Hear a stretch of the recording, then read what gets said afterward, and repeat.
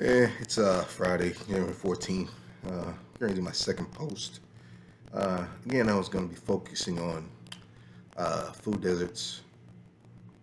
childhood obesity, the cost of transportation of food when it's not local, and then the thoughts of what the pandemic has done as far as COVID on the food population, as well as people and their acquirement of food. Now, the thing that has been interesting to me is, now the new mass requirements and all the things that we've been going through over the years, having them on, not having them on, being at home, waiting for somebody to deliver or not to deliver, the belief of what we were going to see in the next round of what COVID had to bring us. Now, I keep thinking to myself, you know, being someone that is of a bigger size and, dealing with uh, being someone that has been dealing with food and understanding what food does to the body and the body, especially with working out and doing things with eating different types of foods, like going from an individual that had eaten, you know, a keto type diet where you're more of meats and vegetables without the grains and the carbohydrates or the high uh, index carbohydrates when you think about just eating, if you were to say a sweet potato with uh, grilled chicken and let's say a side of broccoli or a side salad or green beans or anything of that nature. Thinking about how that has affected the diet from what the Surgeon General tells you you need to have and all the different types of vegetables and grains you're supposed to take in, and thinking about how in the season of COVID, how these things have, sometimes because of a snowstorm or just availability, sometimes disappear off the shelf because, being that, everything can't always be frozen, everything can't always be in a can, especially when you're going through any type of sickness, you would want something that, you can find fresh. It's not always available, especially, dealing with, finding workers and finding people that are going to produce these things, especially in a time where the things that you want, let's say like an asparagus, where it has only a short season, you can't necessarily find, or an apple, or, let's say a peach. Now, I would be thinking about all the things that have gone on with transporting them across the country with the truck drivers and the people that actually have to go pack and sort and put these things on the truck, and their ability to do their jobs with a mask or having to keep social distancing. Now, understanding all these things and how they have affected how we see food and how food gets to our table has been a very interesting process over the last 3 years. I think, as we have matured through this, I say the last two have been something of, a miracle in the way of, what we see and how things are packaged and how you would think, sometimes when I'm in a store, like I get to pick and choose the things I want, and it's not always something that I would say would be desirable in a lot of instances because they're not available or they're just not necessarily in a package that I would want to see because some of them were bruised, some of them, I don't know if I say had spots or just weren't necessarily as desirable, but at the same time, it would be something that I would want to have in my diet, but I couldn't see paying that price point for something that wasn't as desirable as it been in the past. And then trying to find alternatives that weren't necessarily the same in the look and feel, but the same vitamin nutrients, things that they actually give you in the way of antioxidants, and being able to think or see through what would be a narrative when it comes to how and where it was sourced. A lot of times I'm thinking about, is it that, children are out here not getting the right things that are leading to obesity and leading to,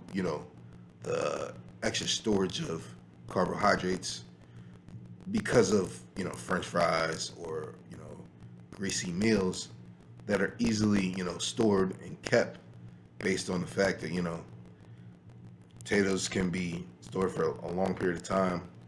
based on them being fra- flash frozen, and then understanding that it's an easy meal that you can grab with your hands. You don't have to have necessarily a plate or or a facility to necessarily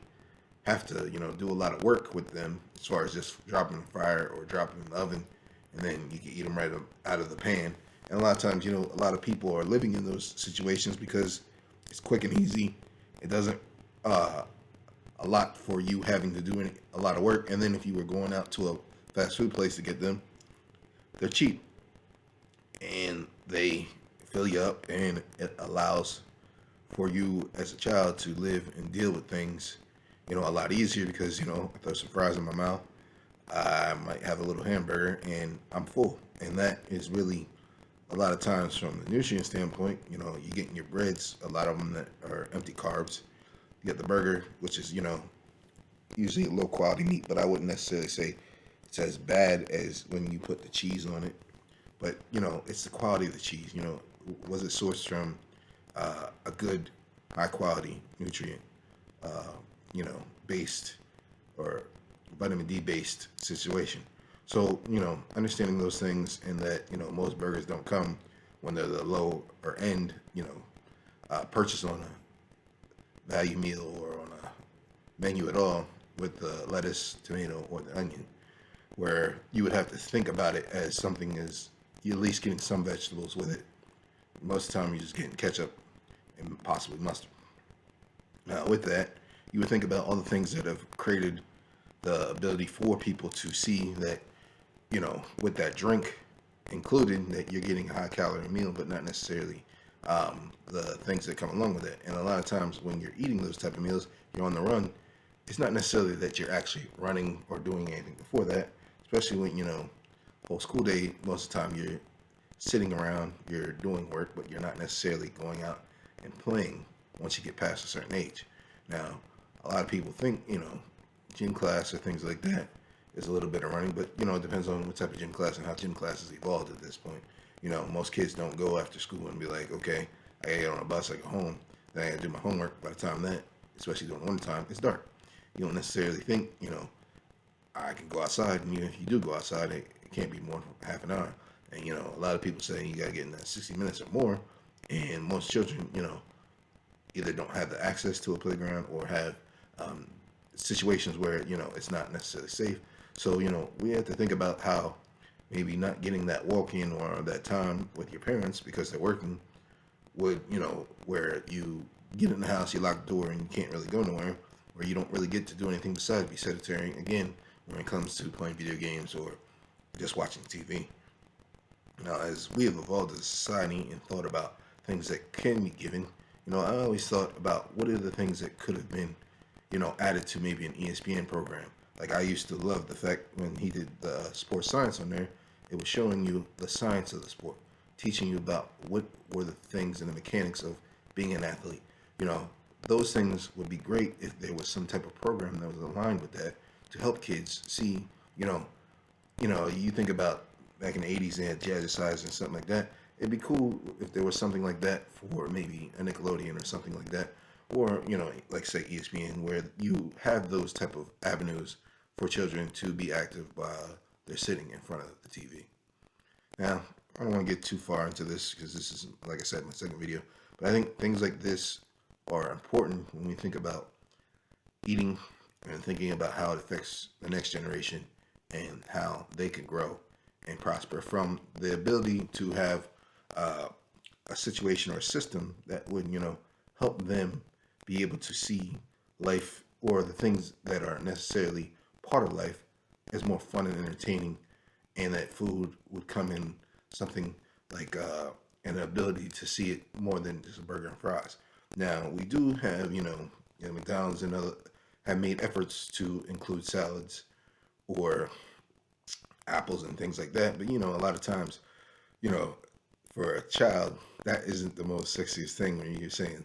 Mommy, I want to go to McDonald's. And so a lot of times, the best part about doing that is McDonald's is a treat. Being at home is where you should get the nourishment that really gives you everything that you need. Well, I'm signing off. Thanks for your time. I enjoyed the conversation.